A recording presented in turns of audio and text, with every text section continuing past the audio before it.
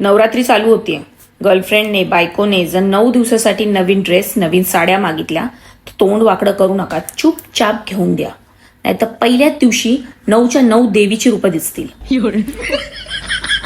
तुम्हाला तर माहितीच आहे पहिलं रूप कोणतं दिसणार आहे ते. दात काढू नका, सांगितले तेवढं ऐका.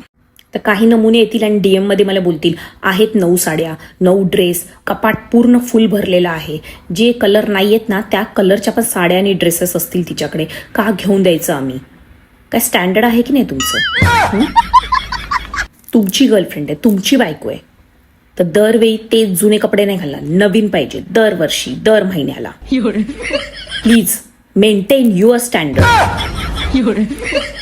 धनलाभ पाहिजे असेल, घरात सुख शांती समृद्ध समाधान पाहिजे असेल तर जे सांगितलं ते करा. खरंच.